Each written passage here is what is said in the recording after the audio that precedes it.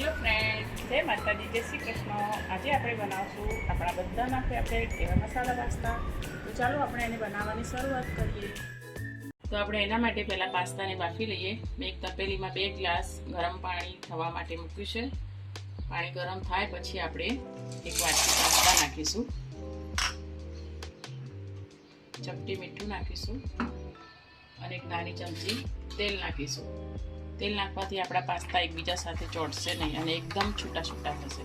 આને આપણે high flame ઉપર 4 થી 5 મિનિટ માટે બોઇલ કરી લઈશું. તો 3 મિનિટ જેવું થઈ ગયું છે ને આપણા પાસ્તા થોડા બફાઈ ગયા છે. હવે આપણે એમાં મકાઈના દાણા હું થોડા એડ કરું છું, એટલે આપણે એને પણ સાથે સાથે બાફી લઈએ, જેથી આપણે અલગ ના બાફવા પડે. તો ગેસની ફ્લેમ મીડિયમ કરીને આપણે થોડા મકાઈના દાણા એડ કરીશું અને ઢાંકીને એને પણ આપણે 2 મિનિટ માટે થવા દઈશું.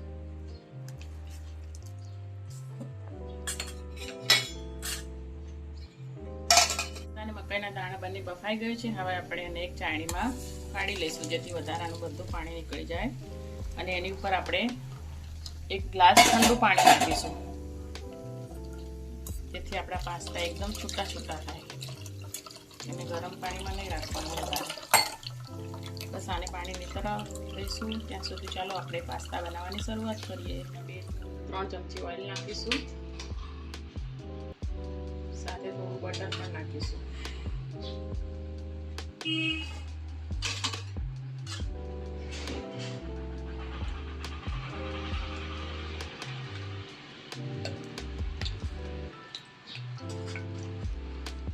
તેલ આપણું ગરમ થાય પછી આપણે એમાં થોડું જીરું નાખીશું.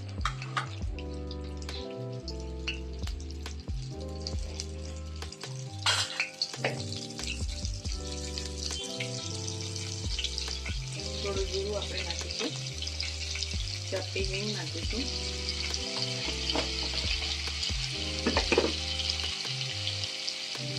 ત્યારબાદ 1 ઝીણી કાપેલી ડુંગળી અને થોડુંક કેપ્સિકમ એ એડ કરીશું.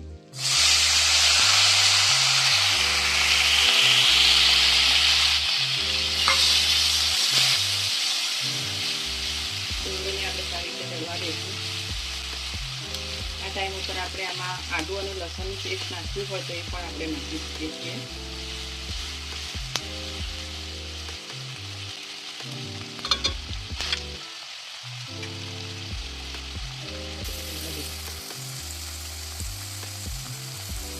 ડુંગળીને આપણે આછો ગુલાબી કલર થાય ત્યાં સુધી સાતળીશું. ગેસની ફ્લેમ મીડિયમ જ રાખીશું.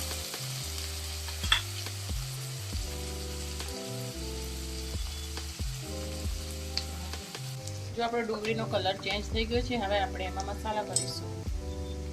1 ચમચી કાશ્મીરી મરચું પાવડર, અડધી ચમચી હળદર, 1 ચમચી ધાણા જીરું પાવડર,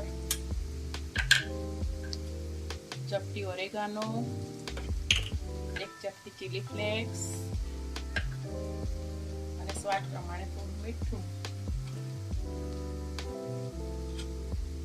એ બધું સાથે મિક્સ કરી દઈશું અને આપણે 2 ઝીણા કાપેલા ટામેટા એડ કરીશું. ટામેટાને પણ આપણે મીડિયમ ફ્લેમ ઉપર સારી રીતે પકાવવા દઈશું.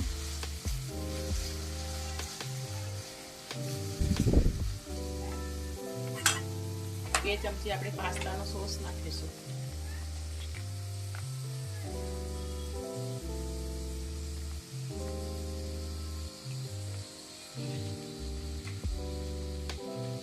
અડધી ચમચી આપણે રેડ ચીલી સોસ નાખીશું.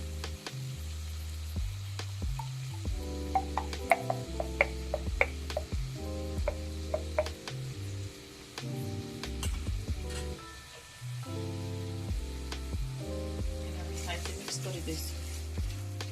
બસ ઢાંકણો ઢાંકીને ટામેટા પાકે ત્યાં સુધી આપણે એને પકાવવા દઈશું. ટામેટામાંથી તેલ છૂટું પડે પછી આપણે અંદર પાસ્તા એડ કરવાના છે. ઢાંકણો ખોલીને આપણે ચેક કરી લઈએ. જો તમે જોઈ શકો છો ટામેટામાંથી તેલ છૂટું પડ્યું છે. આ ટાઈમ ઉપર આપણે જે બાફીને પાસ્તા રાખ્યા છે એ એડ કરી દઈશું.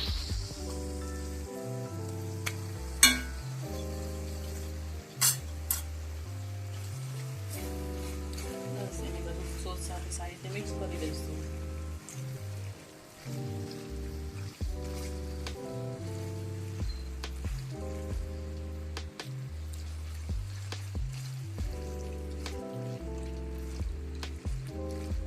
આપણે ઢાંકણો ઢાંકીને 2 મિનિટ માટે થવા દઈશું.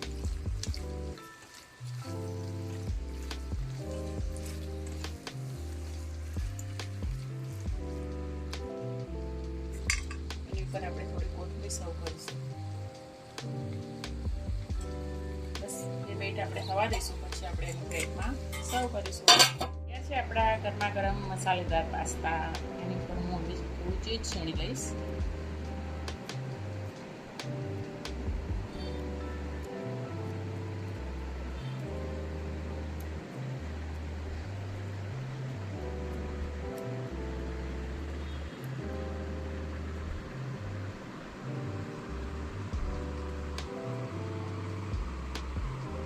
તમને ગમી હોય તો મારા વિડીયોને લાઈક કરજો, શેર કરજો અને મારી ચેનલને સબસ્ક્રાઈબ કરજો. તો ફરી મળીએ એક નવા વિડીયોમાં. ત્યાં સુધી જય માતાજી, જય શ્રી કૃષ્ણ.